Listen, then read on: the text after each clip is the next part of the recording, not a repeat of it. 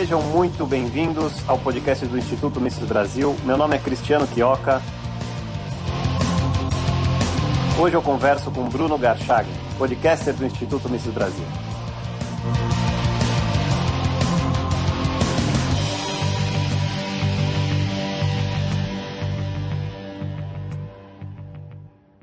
Bruno, parabéns pela 100ª edição, chegamos até aqui. Muita gente não podia nem acreditar que a gente fosse conseguir 100 edições do podcast. Chegamos e eu acho que a gente tem que começar essa entrevista falando um pouco de você, Bruno. Você contar um pouco para o público qual a sua formação.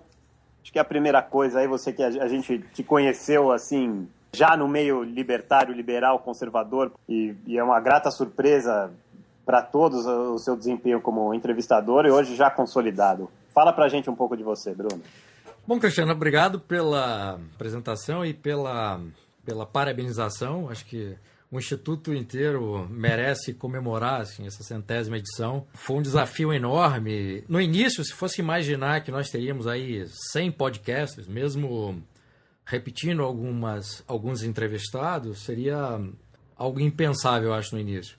Até eu que comecei e tinha esse projeto e propus esse projeto ao Hélio, eu imaginava que a gente teria uma quantidade razoável de entrevistados e torcia para que isso aumentasse ao longo do primeiro ano, né?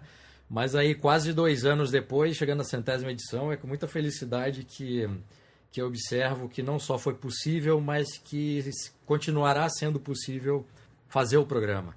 A respeito da sua pergunta, assim, sobre a minha formação, bom, eu me formei em Direito numa pequena faculdade de Cachoeira de Itapemirim, no Espírito Santo, de onde eu sou, e eu já trabalhava como jornalista na época, então a minha primeira profissão é jornalismo, e depois me mudei para o Rio, depois do fim da faculdade, para continuar trabalhando como jornalista e sair do jornalismo do interior, de um estado em que, enfim, o mercado para jornalismo era muito pequeno, e me mudei para o Rio para continuar trabalhando como jornalista. Aí no Rio eu fiz uma pós-graduação em jornalismo, e aí anos depois que eu passo para a área de política, mais especificamente ciência política e relações internacionais, que é quando eu vou para Portugal para fazer o mestrado, que eu termino as investigações na Universidade de Oxford. Mas eu começo a trabalhar mesmo na difusão e defesa das ideias da liberdade em 2009 no Ordem Livre. Então é assim que começa essa história. Bruno, então, pelo que eu posso entender, você se tornou um conservador ou um liberal no decorrer dessa passagem acadêmica que você teve, ou isso já vinha anteriormente? Ou como é que você descobriu todo esse universo aí? A minha jornada intelectual, Cristiano, começa com literatura e filosofia e só depois é complementada com política e economia, né? Com leitura de obras de referência nessas áreas, né? Foi a leitura de obras do cânone da literatura universal, né? E outras que não fazem parte desse cânone, mas que são extremamente importantes, que lapidou essa cosmovisão, minha cosmovisão, que depois eu vou utilizar nos estudos de filosofia política, né? Então, aí, dessa leitura prévia, dessa formação literária que eu tive, né? Poderia citar aí, dentre os autores ingleses, John Milton, Shakespeare, Thomas More, Francis Bacon, Jonathan Swift, Lawrence Stern, Jane Austen, Charles Dickens, George Eliot, T.S. Eliot, Evelyn Waugh, George Orwell, enfim, vários escritores ingleses. Dentre os alemães, poderia citar aí Goethe e Thomas Mann. Dos austríacos, Karl Kraus, Robert Musil e Thomas Bernhard. Dos russos, Dostoiévski e Tolstói, mas mais Dostoiévski, é um autor que eu adoro. E dentre os brasileiros, deixa eu citar aí Machado de Assis, Lima Barreto, Graciliano Ramos, Guimarães Rosa, e aí na dramaturgia Nelson Rodrigues, monstro, dramaturgo excelente. Então foi a leitura desses autores que me ajudou a entender a importância da cultura e de que forma essa cultura, testada e lapidada ao longo da história, criava uma tradição com suas especificidades e de que forma essas diferentes visões de mundos, de sociedades diferentes, eram resultado de uma experiência social concreta. Era de que forma essas sociedades se desenvolviam com a contribuição de seus indivíduos, né? E o meu interesse por política e economia começa no fim dos anos 90, início dos anos 2000. O primeiro livro liberal e austríaco que eu li foi Essas Lições do Ludwig von Mises, né? Foi uma sugestão de um grande amigo, Fábio Danesi Rossi, que hoje é um roteirista premiado aí, e ele me recomendou na época o Economia numa Única Lição, do Henry Hazlitt, e Essas Lições do Mises, e eu encontrei logo para comprar Essas Lições do Mises, naquela edição publicada pelo Instituto Liberal, e eu lembro muito bem que a leitura desse livro acendeu aquela chama de curiosidade intelectual por temas que na época não faziam parte do meu rol de interesse, né, como política e economia, né? E foi a partir dessa leitura que eu aí passei para outros autores que tinham umas ideias da liberdade como alicerce teórico de seus trabalhos, né? Mas na época eram leituras, não eram um estudo, eram leituras de um interessado e empolgado por aquilo que estava lendo, né? Eu só comecei mesmo a estudar seriamente filosofia política, ciência política, quando eu fui para Portugal em 2007 para fazer o mestrado, né? E aí o meu mestrado durou de 2007 a 2010, né? Sendo que em 2010 eu fui para a Inglaterra para terminar as pesquisas do mestrado, né? Num programa de intercâmbio com a Universidade Católica Portuguesa, Instituto de Estudos Políticos da Universidade Católica Portuguesa, onde eu fiz o meu mestrado, e vou para Oxford para poder ficar lá aprofundando as investigações com acompanhamento de 2 tutores, né? Um que me ajudou nas pesquisas sobre utopia e utopia política, e o outro que me ajudou nas investigações da história da Rússia, história do pensamento revolucionário russo e Lenin, né? É bem interessante, porque a pergunta subsequente seria que pensadores te influenciaram, e você revela aqui que você começou muito mais com um caldo cultural muito mais abrangente para depois se especificar em alguns autores ou alguns pensadores mais voltados para a economia ou política. É, de fato, uma formação... É o que é chamada formação clássica, né? Exatamente. É muito engraçado porque eu fui descobrindo essas coisas depois, né? Quer dizer, o meu interesse pela literatura, ele começa por conta de uma influência de um grande amigo de Cachoeiro, que salvou a cidade para mim nessa época que eu morava lá, que eu estava fazendo faculdade de Direito, especificamente nessa época.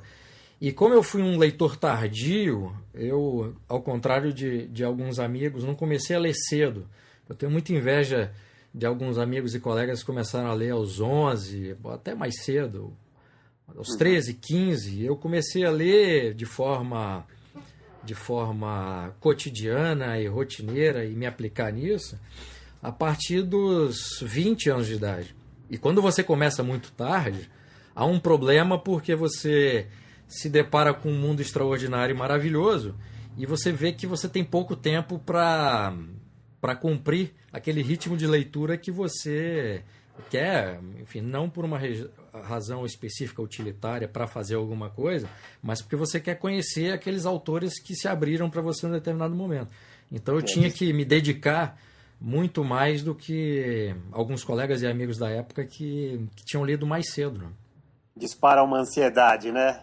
Exatamente, Cristiano. Mas, Bruno, então você volta ao Brasil depois de Oxford, e aí você além do seu blog, você decide que vai militar de fato pela causa e vai lutar por isso. E você tem atuado de forma contundente no seu blog e proferindo palestras Brasil afora, e está para lançar um livro. Fala um pouco de tudo isso aí para a gente poder entender como é que é essa sua luta, claro, além do podcast, que hoje já é sucesso, todo mundo conhece. Certo. Bom, mas esse trabalho ele começa até antes de eu voltar para cá, porque eu começo a trabalhar com o Ordem Livre, eu ainda estava em Portugal. E eu ainda cumpro boa parte não, mas a parte inicial do meu trabalho ainda em Portugal, né? E aí, quando eu voltei para o Brasil em 2010, eu já estava trabalhando na defesa e divulgação das ideias da liberdade. No que se refere às palestras, assim, isso começa em 2009 com Liberdade na Estrada. E, na época eu estava na Ordem Livre e o Instituto Mises Brasil era um grande parceiro e ajudou muito, né, nessas palestras, a organizar algumas, inclusive, e membros do Instituto fazendo parte como palestrantes. Então, isso começa nessa época, em 2009. E o livro, Bruno? A gente fica muito curioso e também numa expectativa aí para saber o que você tem nas mãos aí para apresentar, que a gente acredita que logo mais. Bom, Cristiano, são 2 livros. Eu recentemente assinei contrato com a editora Record, a convite do editor Carlos Andreasa, para escrever um livro, mas por enquanto eu não posso revelar nem o tema nem o título, né? O que eu posso dizer é que eu já comecei a pesquisar e começo a escrevê-lo agora em dezembro. E eu acredito, Cristiano, que pelo assunto e abordagem que eu escolhi, o livro interessará certamente os defensores e amigos das ideias da liberdade, incluindo, obviamente, os leitores do site do Instituto Mises Brasil e os ouvintes deste podcast. O segundo livro está em processo de revisão e eu acredito que será publicado antes. É um livro sobre utopias políticas, que é uma versão revisada, ligeiramente revisada, mas com pontos muito importantes, da minha tese de mestrado, que é sobre utopia política, e eu faço na segunda parte. A primeira parte é uma discussão teórica sobre o que é utopia na sua dimensão política e de que forma que as ideias revolucionárias se agregam a essa ideia política, que eu chamo de utopia política revolucionária. E a segunda parte do trabalho é uma tentativa de aplicar esse instrumental teórico nos exemplos do Lenin na Rússia e do Hitler na Alemanha. Então, eu saio dessa discussão entre direita e esquerda, que comumente, de forma equivocada, costuma-se enquadrar o nazismo alemão e o comunismo russo, especificamente no pensamento do Lenin, e aí eu os enquadro, Lenin e Hitler, os dois sendo membros de uma mesma família política, que eu chamo de utopia política revolucionária.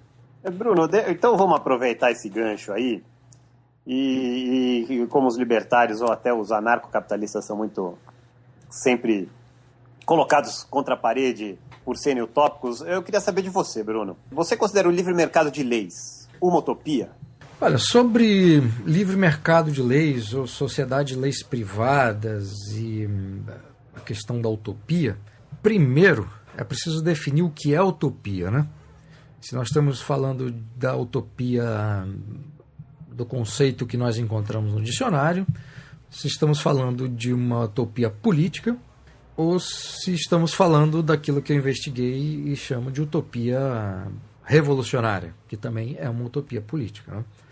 Então, primeira coisa que eu acho é definir o que é utopia, né? Se nós pegarmos a definição no dicionário e aí entendermos a utopia como sendo um lugar ou estado ideal de completa felicidade e harmonia entre os indivíduos, né?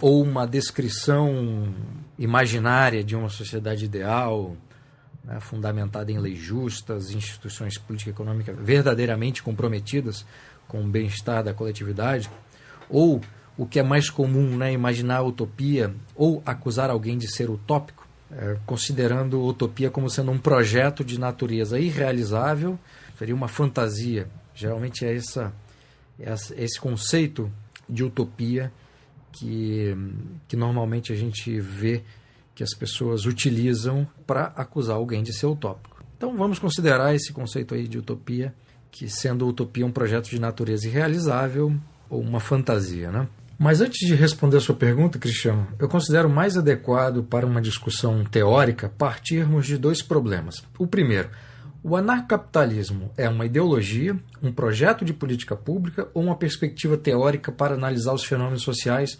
políticos e econômicos, né? Respondida essa pergunta, podemos partir então para o segundo problema. Uma sociedade de leis privadas é exequível? Se exequível, poderia ser desenvolvida nas condições e contingências atuais? Né?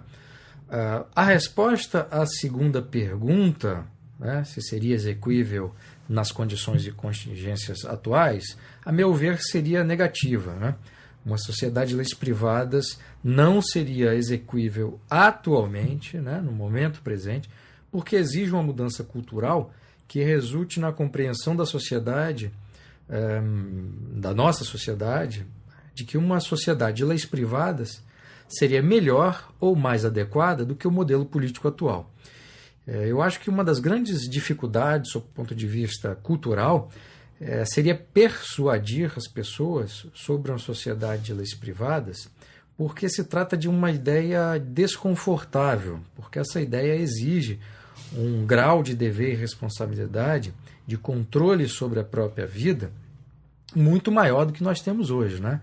E eu acho difícil imaginar num país como o nosso, construído e desenvolvido historicamente numa relação de dependência, servidão e privilégios do indivíduo para com o governo, persuadir as pessoas que uma sociedade onde as pessoas estariam livres, mas essa liberdade implicasse num alto grau de dever e responsabilidade, convencer essa sociedade acostumada com o governo ditando o que deve ou não ser feito e distribuindo promessas e benesses e privilégios, e sempre mantendo uma promessa de que vai resolver determinados problemas, e essa promessa acaba se transformando num dos instrumentos dessa dependência, acho difícil que se consiga fazer isso hoje, né?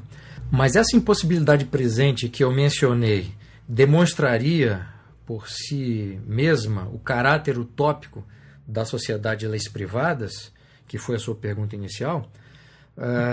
A resposta só seria positiva se você relativizar o aspecto temporal para o curto prazo, mas aí você alteraria a própria concepção de utopia. Porque sem ter certeza sobre a possibilidade ou impossibilidade de algo, a própria acusação de utopia seria em si mesma uma hipótese desancorada da realidade, a não ser que se parta de uma afirmação inicial arbitrária de que o ser humano, e o brasileiro em particular, não conseguiria viver numa sociedade de leis privadas. Mas utilizar tal afirmação como ponto inicial é também um exercício de imaginação que só teria algum valor como especulação teórica e confinada dentro dessa especulação teórica.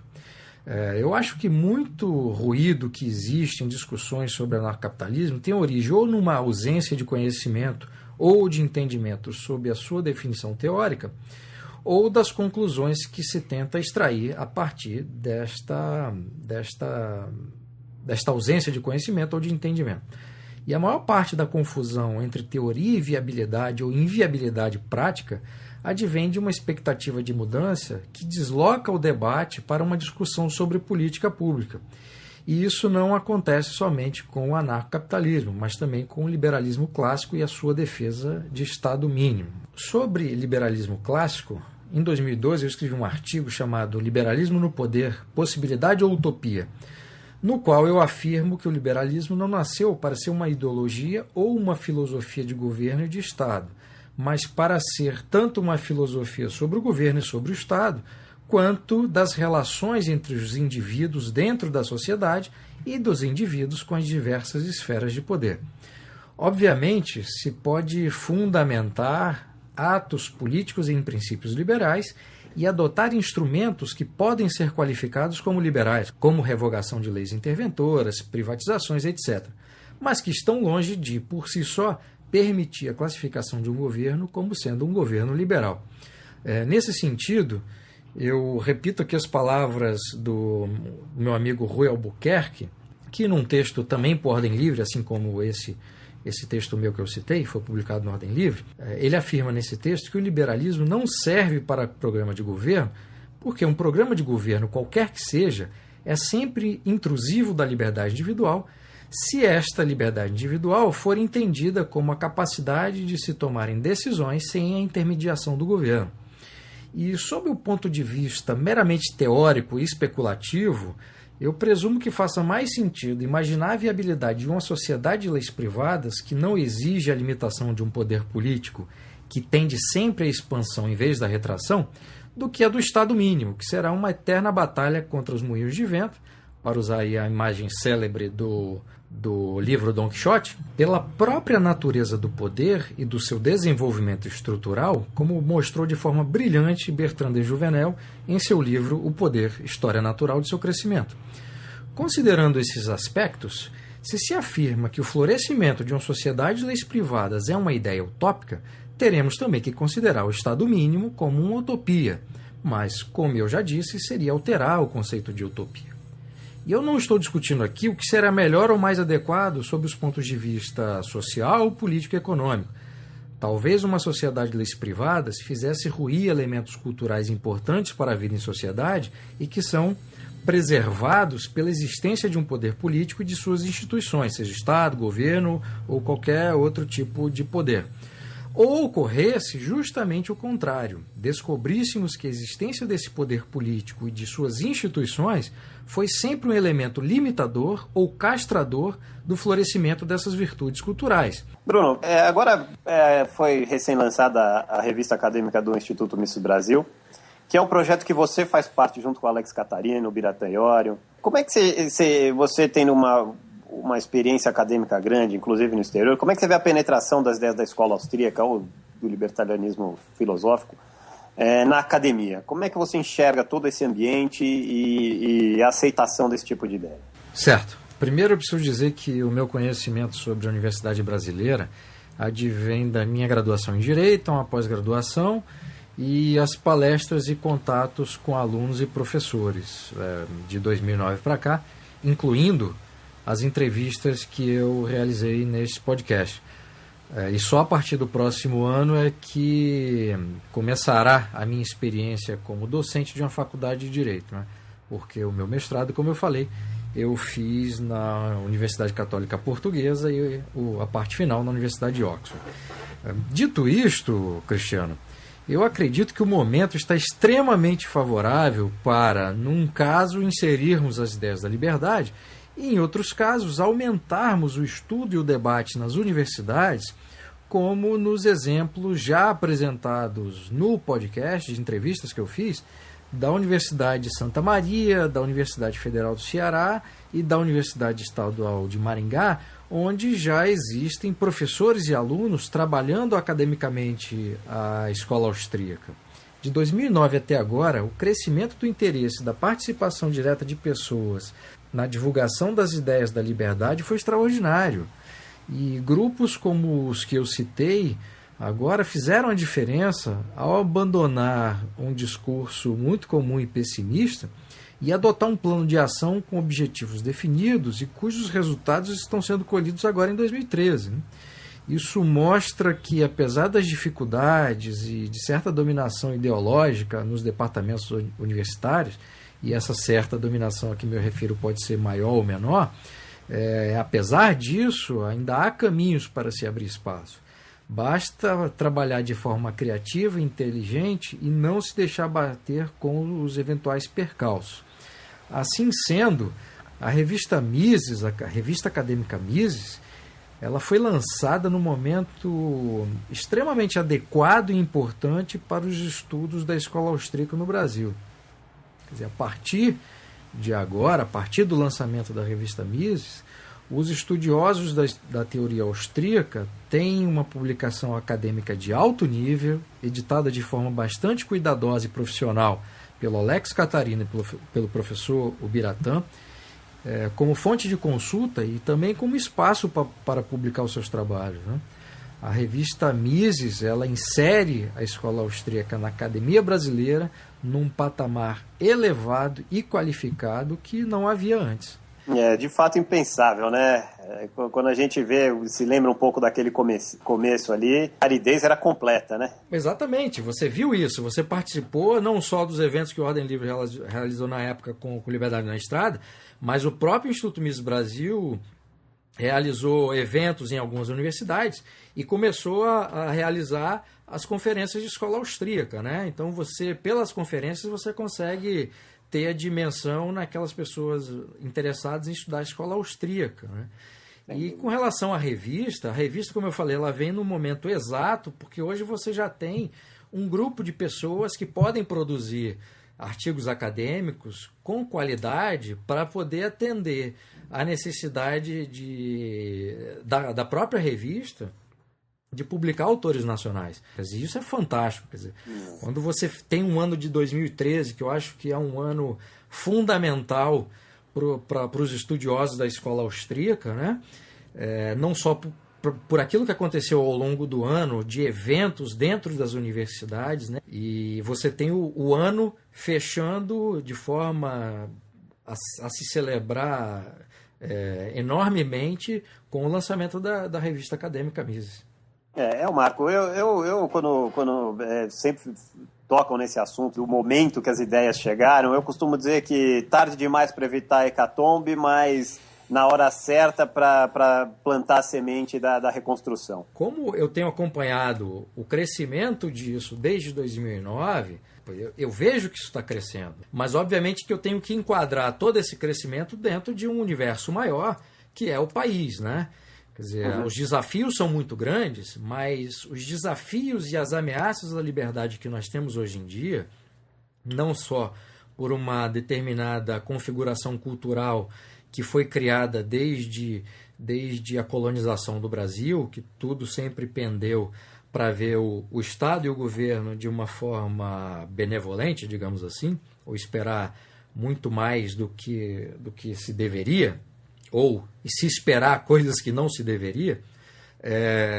E aí nós termos hoje um grupo que cresce, que embora seja minoritário, dado o conjunto maior, mas que é um conjunto que não havia em 2009, você acompanha esse crescimento, é um elemento a se considerar de forma positiva, e as constantes e regulares ameaças que vêm acontecendo nos últimos anos por parte do governo federal e reproduzida nos seus governos estaduais e municipais, também criou uma janela de oportunidade interessante, porque pessoas que viam o governo de uma forma mais benevolente, com esses ataques à liberdade, seja mediante tributos ou outros quaisquer, passaram também a ter uma sensibilidade maior para quando ouvir ideias diferentes daquela que sempre defende a intervenção do Estado, pudessem olhar as ideias da liberdade de uma forma diferente, de uma forma mais simpática, né? A fé no Deus-Estado ficou arranhada. Eu acho que sim, Quer dizer, essas manifestações que houve aí recentemente, embora ali muito bem coordenada por uma certa ideologia que queria orientar aquilo de forma politicamente para poder atacar os adversários nos estados onde aquilo aconteceu de forma mais evidente, mas houve uma parte da população que tentou se juntar ali porque achou que aquilo inicialmente era um movimento legítimo, né? Mesmo enganada, essa parte da população foi para as ruas para demonstrar que estava insatisfeita, né? Embora a defesa ou a manifestação tenha se dado de forma equivocada, quer dizer, achar que os problemas podem ser resolvidos por mais Estado, mas o fato dessa insatisfação ter se tornado pública, eu acho que foi uma oportunidade que se criou para que os defensores da liberdade pudessem até adequar o seu discurso e verificar determinadas insatisfações que não estavam sendo atendidas através de textos ou de defesa pública de determinadas concepções, né? E eu acho que isso foi um elemento importante. Bruno, agora vamos falar um pouco do podcast, do programa, ou dos 100 programas em si. Você falou no começo da entrevista que a gente tinha dificuldade, temia a dificuldade de encontrar material humano para ser entrevistado, e que você também tinha essa mesma visão, esse mesmo temor, e foi vencendo isso daí, e foi encontrando, e é otimista para as próximas 100 e as próximas tantas que vierem. Como é que é essa sua busca por gente que tem feito coisa pelo Brasil todo? Como é que você seleciona os entrevistados? Como é que é esse trabalho? Conta um pouco aí para a gente poder entender mais ou menos, porque até eu que estou às vezes dentro, pode surgir alguma coisa, outra coisa, a gente fica às vezes perdido, fala, poxa, e agora quem vem, agora quem não vem? Conta pra gente como é que é isso. Graças ao bom Deus, hoje está muito mais fácil do que naquele início, né?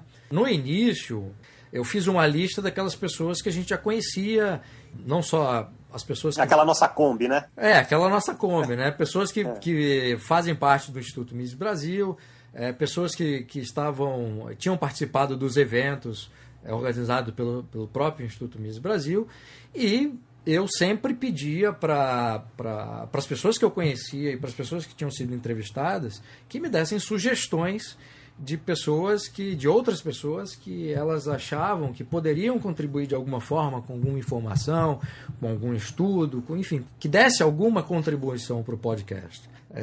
Eu tinha feito uma lista. Antes de fazer a lista, eu achava que havia menos pessoas que eu poderia entrevistar. Depois que eu fiz a lista, eu fiquei um pouco mais animado, né? E a partir das entrevistas que foram publicadas, outras pessoas puderam ser adicionadas a essa lista, né?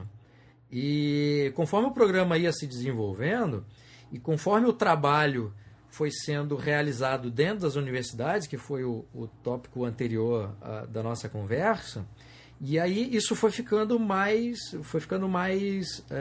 fácil. O universo foi se abrindo, né? Foi se abrindo e foi ficando mais rico também, né? Porque a atuação desses estudantes, dos professores dentro das universidades, criaram vários ganchos para as entrevistas, né?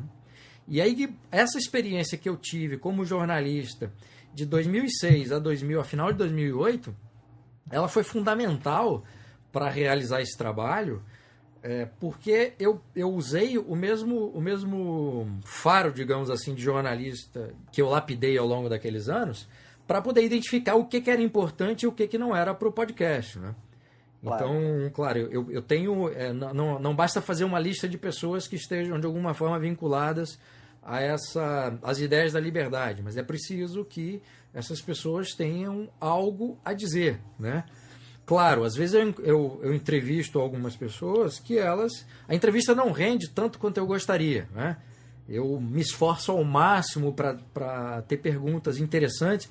E foi bom você fazer essa pergunta que tem uma coisa importante para dizer sobre qual é a finalidade do podcast. Uhum. Eu, desde o início, tentei me preocupar em montar um programa de entrevista que fosse, ao mesmo tempo, pedagógico, e que tivesse uma forma de abordar os assuntos que pudesse atender não só aquele ouvinte que já conhecia o assunto que estava sendo tratado, mas que também servisse para aquela pessoa que ouvisse o podcast pela primeira vez e desconhecesse completamente o que estava sendo tratado.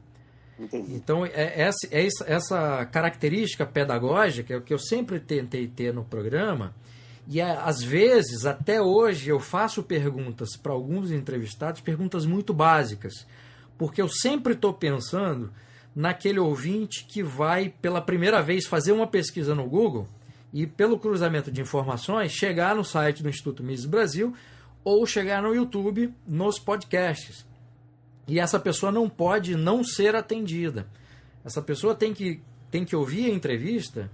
E essa formação como jornalista me ajudou para que a entrevista tenha um equilíbrio mais ou menos exato, para que seja uma entrevista útil para aquela pessoa que já tenha uma leitura prévia e desperte de alguma forma o interesse daquela pessoa que nunca leu absolutamente nada, mas que seja seduzida por aquela entrevista para a leitura dos autores austríacos que estão ali na galeria, na biblioteca do site. Seja grego para ela e ela possa e estimule também, né? Exatamente. Sem dúvida. Eu posso te adiantar que para esse propósito você tem alcançado brilhantemente. Sempre quando me indagam, poxa, mas você é libertário e católico, Eu geralmente recomendo as entrevistas do Daniel Marque ou do Joel Pinheiro. Quando alguém quer falar alguma coisa de Chile, eu falo, poxa, escuta o podcast que o Eric deu pro Bruno.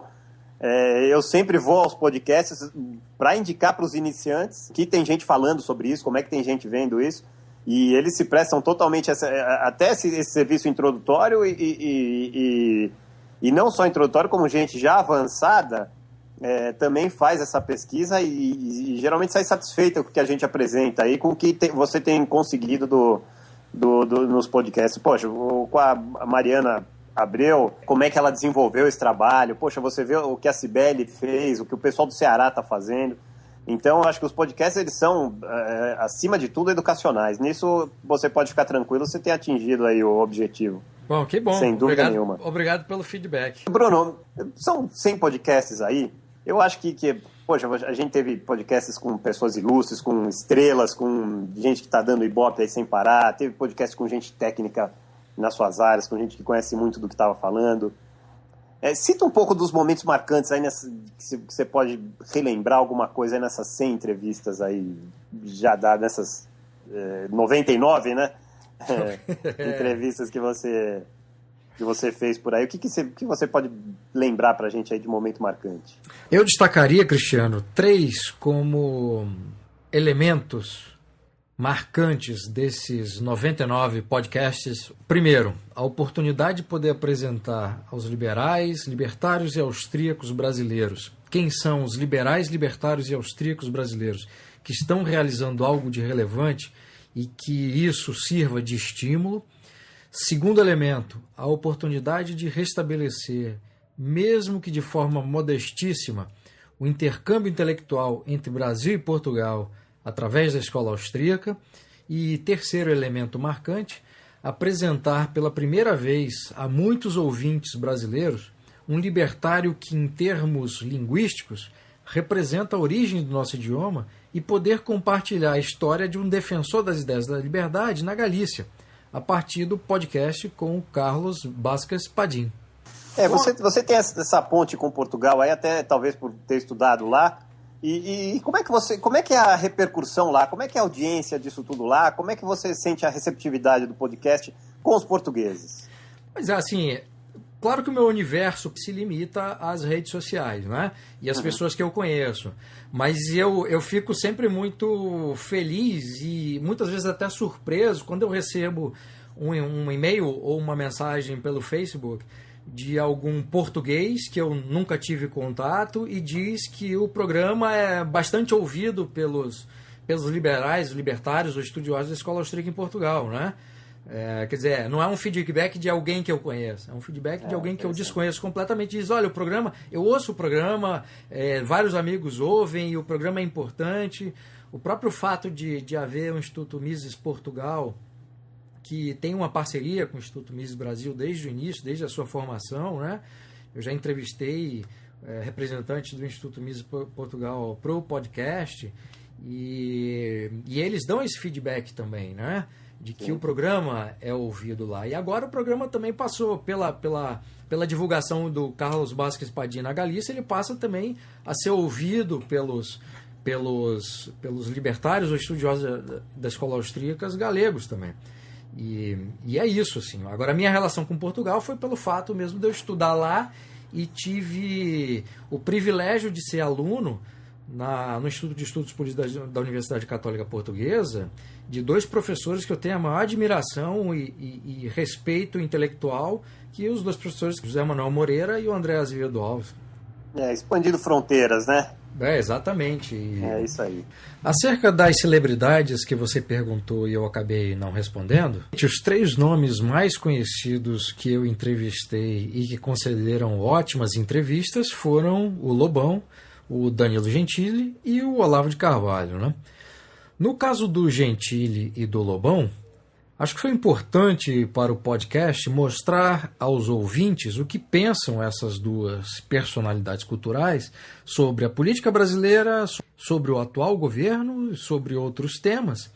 E também mostrar para os fãs, os respectivos fãs dos 2, uma perspectiva que provavelmente esses fãs desconheciam, né? E para eles, para o Gentili e para o Lobão, e aqui é apenas uma especulação, pode ter sido igualmente bom ver que há muitos amigos e defensores da liberdade que compartilham com eles algumas ideias e valores. Como eu considero a mudança cultural uma condição sine qua non para uma mudança política efetiva e duradoura, é muito importante termos do nosso lado, dos defensores e amigos da liberdade, representantes desse universo cultural. Sem dúvida são dois das personalidades públicas aí mais antenadas para o que está acontecendo, né? Eles fizeram um barulho grande. Inevitável que eles caíssem no Instituto Mises e no podcast do Bruno, sem dúvida. No caso do professor Olavo de Carvalho, que tem um público enorme e crescente, e que é atualmente best-seller com o ótimo livro O Mínimo que Você Precisa Saber para Não Ser um Idiota, desde o início do podcast havia pedidos para que ele fosse entrevistado e eu queria fazer perguntas sobre a concepção do Olavo, a concepção de liberdade do Olavo, e que ele discorresse sobre temas correlatos. E eu acho que o saldo foi muito bom, acho que resultou numa excelente entrevista. Você pode citar para a gente assim, uma entrevista que você tenha considerado a mais polêmica? Você citou o Olavo agora, sempre tem aquela dicotomia conservador-libertário. O que você pode chamar de entrevista mais polêmica que a gente que teve aí nesses 99 aí, Bruno? Olha, eu acho que as três mais polêmicas até agora foram a do Gentili, do Lobão e do Olavo por razões diferentes.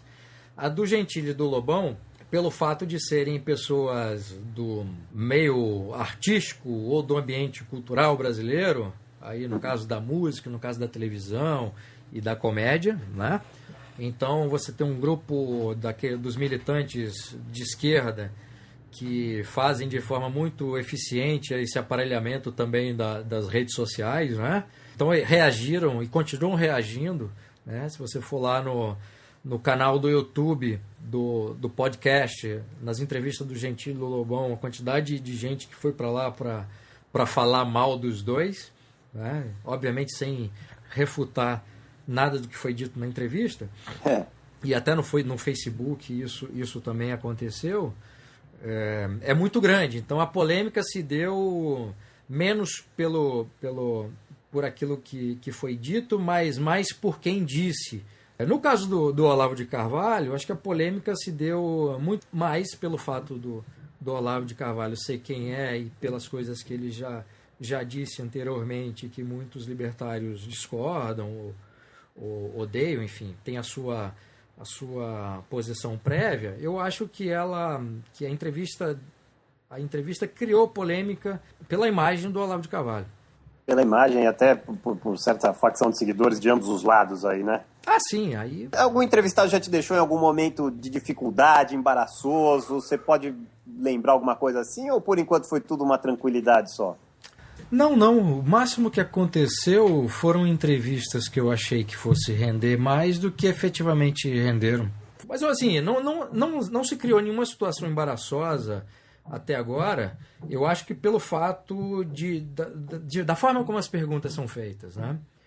E eu sempre tento fazer as perguntas para que o entrevistado tenha a máxima liberdade de poder ousar intelectualmente. E eu tento sempre fazer o podcast com que o podcast seja menos uma entrevista formal, mais um bate-papo, né?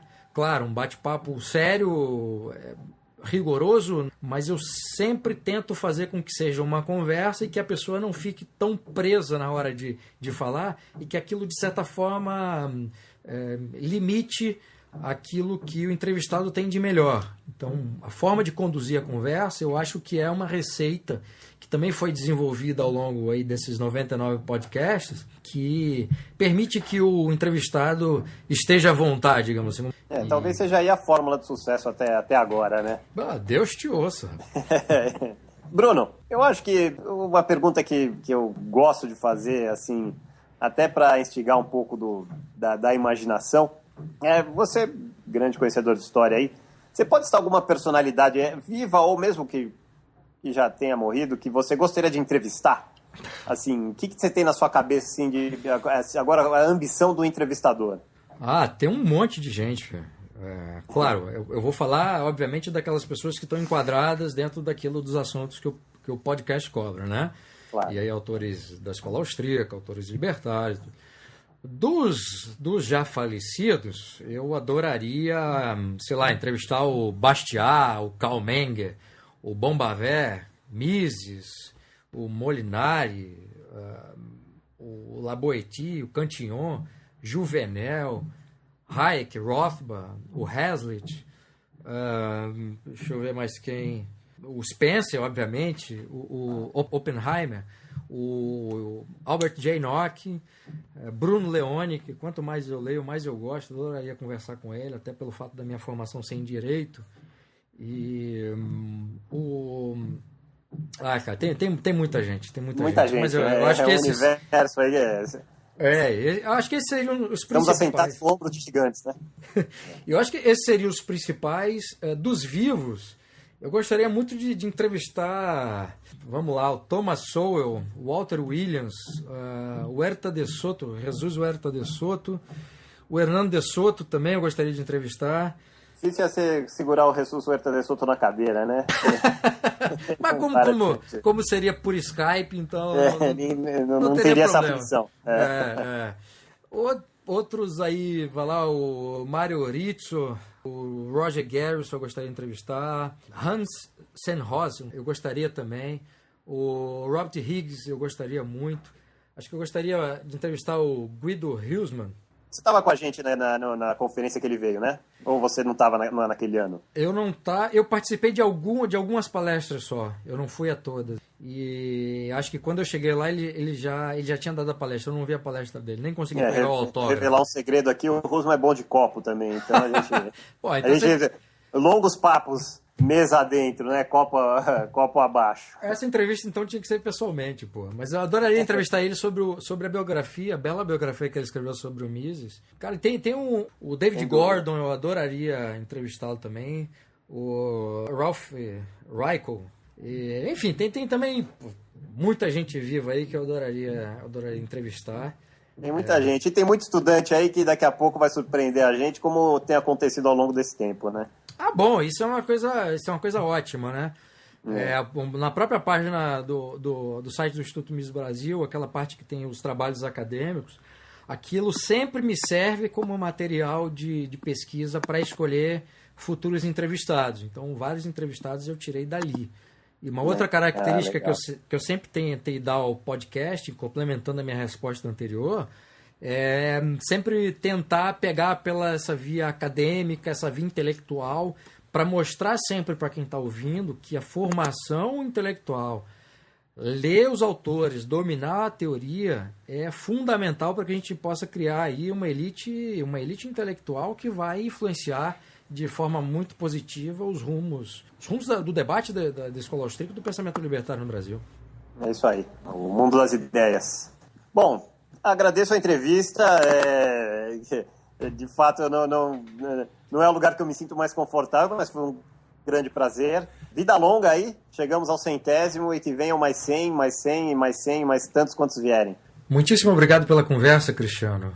Obrigado a todos vocês do Instituto Mises Brasil pelo convite para que eu concedesse uma entrevista no 100º podcast do Instituto Mises Brasil.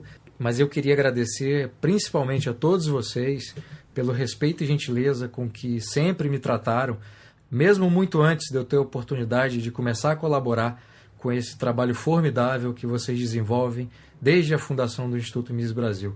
É uma honra fazer parte desse trabalho. Muito obrigado. É isso aí, Bruno. Obrigado.